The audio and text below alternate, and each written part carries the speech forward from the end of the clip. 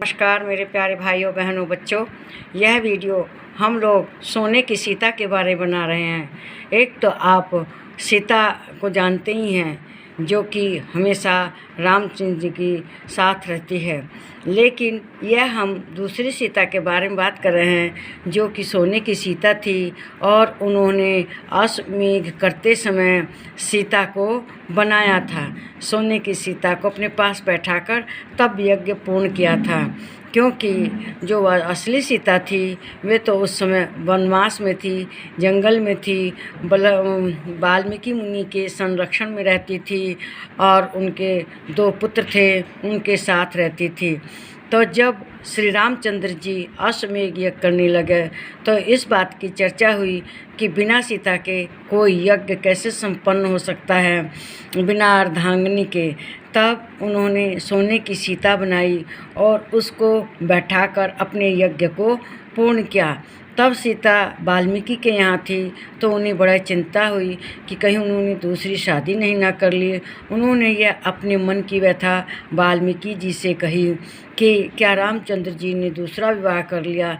तब वाल्मीकि जी ने समझाया कि नहीं, उन्होंने सोने की सीता बनाई है और उसको बैठा कर अपने बगल में इस यज्ञ को पूर्ण कर रहे हैं।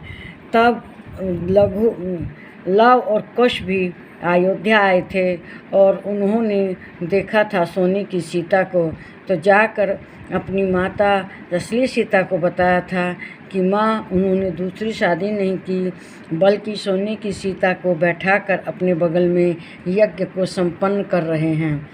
तो इस तरह से सीता माता का मन का भ्रम दूर हुआ। लेकिन उसी समय जब यज्ञ पूर्ण हो गया तो सोने की सीता उनसे रामचंद्र से बोली कि अब मैं क्या करूं। तो क्योंकि रामचंद्र जी उसको नदी में प्रवाह करने के लिए ले जा रहे थे, तो रामचंद्र जी ने कहा कि इस समय तो तुम्हारा प्रवाह कर दिया जाता है, सरजू नदी में तुम्हें डाल दिया जाता है, लेकिन जब मैं कृष्ण रूप में आऊँगा तो तुम्हारा मुझसे मिलन होगा और उस समय तुम राधा के स्वरूप में आओगी। तो 11 वर्षों तक राधा श्री कृष्ण जी के साथ रही, मतलब वे लोग साथ साथ रहते थे, वन में घूमते थे, गाय चराते थे कृष्ण जी, तो उनके साथ राधा भी रहती थी और राधा इस तरह से उनके साथ रही। फिर बाद में जब वे वहाँ से मथुरा चले गए और वे मथुरा के बाद द्वारिका चले गए, तब उनके साथ राधा नहीं थी, तब उनके साथ रुक्मिणी थी। रुक्मिणी को कहा जाता है कि वह लक्ष्मी का स्वरूप है और राधा को कहा जाता है कि जो रामचंद्र जी के साथ यज्ञ में बैठी थी सोने की सीता, वही राधा का स्वरूप थी। वही सोने की सीता राधा बनकर कृष्ण भगवान के साथ गोकुल में रही थी। तो इस तरह से जो सोने की सीता थी उसका यही परिणाम निकला कि वह बाद में राधा के रूप में आई। और जो सीता जी थी उनको तो जानते हैं कि वह पृथ्वी में समा गई थी, क्योंकि वाल्मीकि दोनों पुत्रों को और सीता को लेकर राम जी के पास जाते हैं और अपनी ज़िंदगी भर की तपस्या का प्रमाण देते हुए कहते हैं कि मैं अपनी पूरी ज़िंदगी भर की तपस्या का प्रमाण देता हूँ।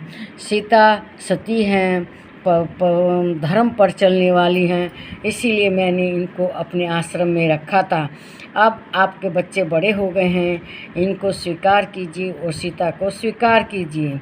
तो रामचंद्र जी ने कहा कि ये अपना सही होने का प्रमाण दे। तब सीता माता को बहुत दुख हुआ।